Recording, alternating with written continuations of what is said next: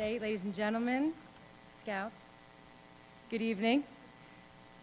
It is such a pleasure to be with all of you, with people of different backgrounds, faiths, and beliefs, all pulling in the same direction and sharing a common outlook of respect and tolerance.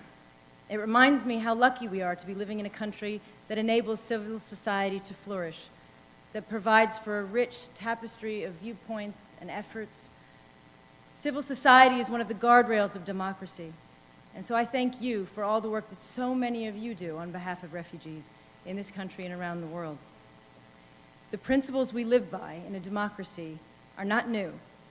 They are not open to being reinterpreted or watered down, or even set aside because of new circumstances. As citizens, we do not only want freedom and human rights for every single person in our society, we want that for every person in the world. Upholding the ideal that all people are born equal and deserve equal rights and dignity, and that is the essence of what it is to be a citizen of a democracy.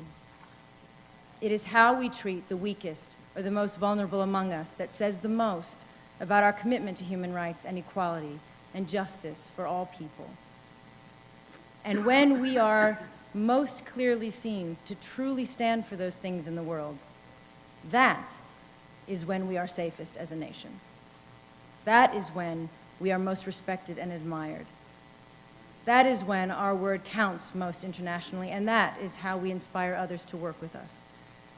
We don't redefine ourselves as different people because we face new and daunting problems. We raise a fight within us to face down those challenges, and we remain true to ourselves. Speaking as an American, the fact is, there is not a country in the world that we are not connected to as a result of our unique history. We represent a global world. And when we are at our strongest, it is when we draw on our diversity as a people to find unity based on our common values and our larger identity. We are not strong despite our diversity. We're strong because of it.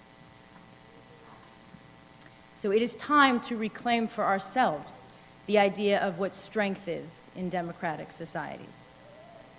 I firmly believe that strength lies in the decency and common sense of regular citizens, such as the people who turned out in the thousands after the tragedy in Orlando, supported by millions of like-minded people around the world from every race and religion. Strength lies in identifying how to address the very particular challenge from a small minority of people who choose the path of violent extremism or who abuse a religion without stigmatizing and isolating millions of people who share in that beautiful religion.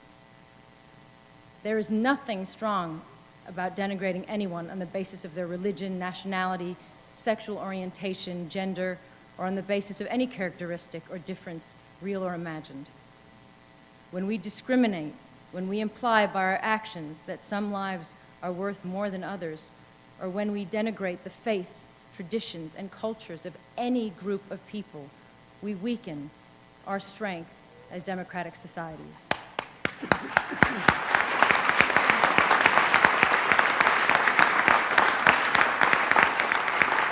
So,